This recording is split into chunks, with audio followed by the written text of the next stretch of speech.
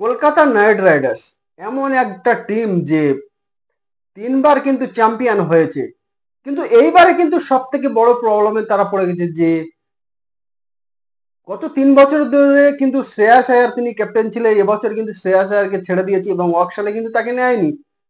তো যার ফলে একটা সমস্যা তৈরি হয়ে গেছে যে কেকেআর এর ক্যাপ্টেন কি হবে। যে কেকেআর যে 21 জনের একটা টিম তৈরি করেছে, তার মধ্যে কিন্তু সেই রকম ক্যাপ্টেন্সি করার মতন কিন্তু কোয়ালিটি খুবই কম আছে। তো যার ফলে কেকেআর ম্যানেজমেন্ট কিন্তু একটা সমস্যায় পড়ে গিয়েছে যে কাকে ক্যাপ্টেন করা হবে। কিন্তু 3জনের নাম নিয়ে কিন্তু জল্পনা চলছে। সেই 3জনের মধ্যে কিন্তু একজনের অনেক অভিজ্ঞতা আছে, তিনি কিন্তু ইন্টারন্যাশনাল ক্রিকেটে ও ভারতীয় টিমের হয়ে তিনি ক্যাপ্টেন্সি করেছেন এবং আইপিএল টিমের হয়েও তিনি ক্যাপ্টেন্সি করেছেন। যার ফলে একজনের অভিজ্ঞতা আছে এবং আরো দুজনের কিন্তু কোনো অভিজ্ঞতা নেই। একজন কিন্তু একটা রাজ্যের প্রিমিয়ার লিগে তিনি ক্যাপ্টেন্সি করেছেন, আর একজনের কিন্তু কোনো অভিজ্ঞতা নেই। তো এই 3জনের নাম নিয়ে কিন্তু অনেক জল্পনা চলছে যে এই 3জনের মধ্যে কাউকে হয়তো ক্যাপ্টেন করা হতে পারে। তো 3জনের মধ্যে যদি দেখা যায়, 3জনের মধ্যে প্রথম জনের নাম যদি আমি বলি, রিঙ্কু সিং।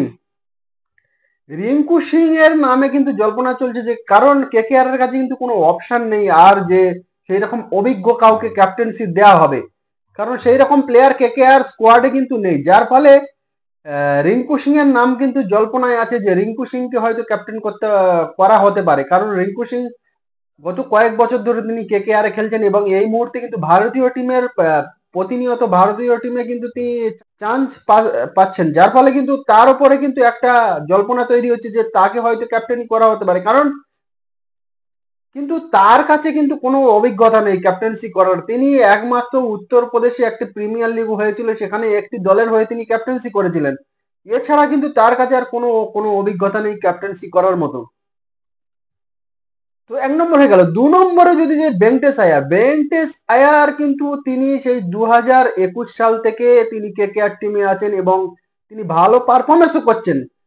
এর আগে কিছু বছর আগে তিনি ভারতীয় টিমে তিনি ডেবিউ করেছিলেন এবং সেখানেও তিনি মোটামুটি ভালোই পারফরমেন্স করেছিলেন। কিন্তু এখন বর্তমানে কিন্তু তার পারফরমেন্স অতটা ভালো নয়, ডোমেস্টিক ক্রিকেট হোক আর যেখানে। সেই জন্য কিন্তু তিনি ভারতীয় টিমে এই মুহূর্তে তিনি চান্স পাচ্ছেন না। তো ডোমেস্টিক ক্রিকেটেও কিন্তু তার পারফরমেন্স অতটা ভালো নয়, কিন্তু কেকেআর এর সঙ্গে তার একটা কিন্তু ইমোশনাল রিলেশন তৈরি হয়ে গিয়েছে। তো যার ফলে কিন্তু কেকেআর চাইছিল না যে ভেঙ্কটেশ আয়ারকে ছেড়ে দিতে। সেই জন্য কিন্তু 23.75 কোটি টাকায় কিন্তু ভেঙ্কটেশ আয়ারকে কেকেআর নিয়েছিল এবং ক্যাপ্টেন্সি করার কিন্তু কোয়ালিটি তার মধ্যে আছে কি নেই সেই নিয়ে কিন্তু অনেক প্রশ্ন থাকবে। কিন্তু যেহেতু কেকেআর এর কাছে কোনো অপশন নেই, তাই ভেঙ্কটেশ আয়ারের দিকেও কিন্তু কেকেআর যেতে পারে এবং তার নাম নিয়ে কিন্তু জল্পনা চলছে যে কোনো অপশন না পাওয়া গেলে ভেঙ্কটেশ আয়ার কিন্তু ক্যাপ্টেন্সি করতে পারেন। 3 নম্বর নাম যদি বলি, 3 নম্বর নাম কিন্তু অজিঙ্ক্য রাহানে।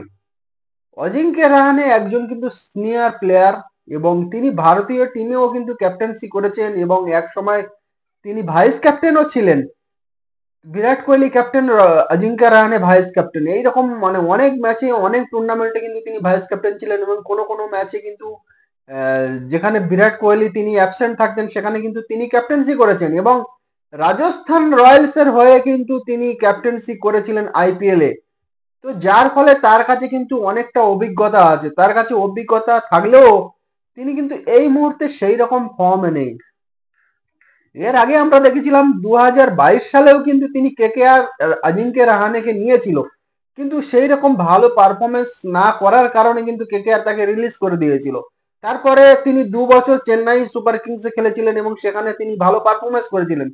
তো কেকেআর এইবারে কিন্তু তাকে নিয়েছে এবং তার নামও কিন্তু সেই ক্যাপ্টেন্সির জল্পনায় তার নামও কিন্তু ভাসছে।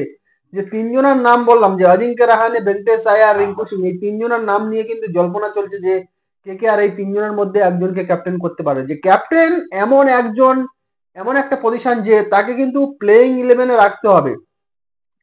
তো অজিঙ্ক্য রাহানে যেহেতু সিনিয়র এবং অনেকটা বয়স হয়ে গিয়েছে এবং ডোমেস্টিক ক্রিকেটে তার পারফরমেন্স কিন্তু সেই রকম আউটস্ট্যান্ডিং নেই। তো যার ফলে কিন্তু তাকে যদি ক্যাপ্টেন্সি দেওয়া হয় তাহলে কিন্তু প্লেইং ইলেভেনে তাকে রাখতেই হবে। তো যার ফলে কেকেআর কিন্তু ম্যানেজমেন্টের মধ্যে কিন্তু একটা সমস্যা তৈরি যে কে করবে, কাকে ক্যাপ্টেন্সি দেওয়া হবে, এই নিয়ে কিন্তু হাজার প্রশ্ন এবং এই তিনজনের নাম নিয়ে কিন্তু সব থেকে বেশি আলোচনা হচ্ছে এবং জল্পনা হচ্ছে যে এই তিনজনের মধ্যে একজনকে ক্যাপ্টেন হয়তো করা হতে পারে। সেই হিসেবে কিন্তু অভিজ্ঞতার দিক থেকে দেখতে গেলে অজিঙ্ক্য রাহানে কিন্তু তিনি সব থেকে এগিয়ে আছে এবং তার কাছে কিন্তু ভরপুর অভিজ্ঞতা আছে এবং তিনি যেমন ইন্টারন্যাশনালে ও তিনি ক্যাপ্টেন্সি করেছেন এবং আইপিএল টিমে ও ক্যাপ্টেন্সি করেছেন এবং ডোমেস্টিকে রঞ্জি ট্রফি তিনি মুম্বাইয়ের হয়ে তিনি অনেক ম্যাচে ক্যাপ্টেন্সি করেছেন। তার কাছে কিন্তু সেই হিসেবে তার কাছে প্রচুর অভিজ্ঞতা আছে ক্যাপ্টেন্সি করার। এবং আর যে দুজন ভেঙ্কটেশ আয়ার এবং রিঙ্কু সিং এর নাম বললাম সেই দুজনের কাছে কিন্তু কোনো অভিজ্ঞতা নেই।